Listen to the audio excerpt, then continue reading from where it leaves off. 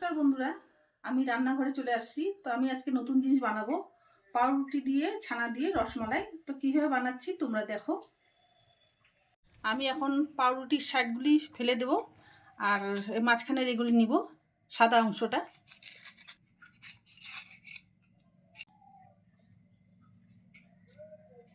এ দেখো আমি এইভাবে কাটে নিছি। এটাকে এখন আমি গুঁড়া করব মিক্সচারে। এই দেখো গুঁড়া হয়ে গেছে, একদম পাউডারের মতো গুঁড়া হয়ে গেছে। গ্যাসে দুধ বসাইছি, এটা একটু গাঢ় হবে, তারপর একটু চিনি দিব, এর মধ্যেই ছাড়বো আমি। এখানে 3টা এলাচ দিচ্ছি সেন্টের জন্য। দুধটা গাঢ় হয়ে আসছে, এর মধ্যে আমি চিনি দিব। এখন আমি এর মধ্যে 1 কাপ চিনি দিয়ে দিচ্ছি রসমালাইয়ের জন্য। ছানা আর এখানে পাউরুটিগুলি গুঁড়ো করছিলাম ওটা দিয়ে দিচ্ছি। আর এখানে 1.5 চামচের মতন ময়দা। এখন এটাকে ভালো করে মাখবো।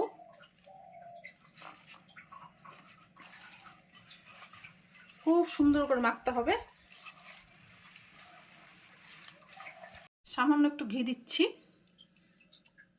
এই ঘি দিয়ে এখন মাখতে হবে।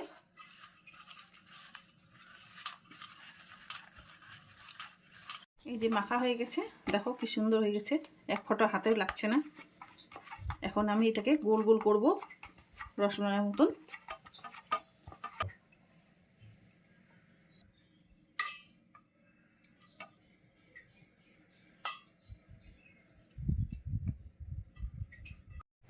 দেখো বন্ধুরা, এরকম করছি আমি, লম্বাও করছি, গোল গোলও করছি। আর এইগুলি এখন আমি দুধে ছাড়বো, রসটা করে রাখছি দুধের। এখন আমি রসমালাইগুলি করছি যে এটা দুধে দিয়ে দিচ্ছি। আস্তে আস্তে দিতে হবে, তো ভেঙে যাবে।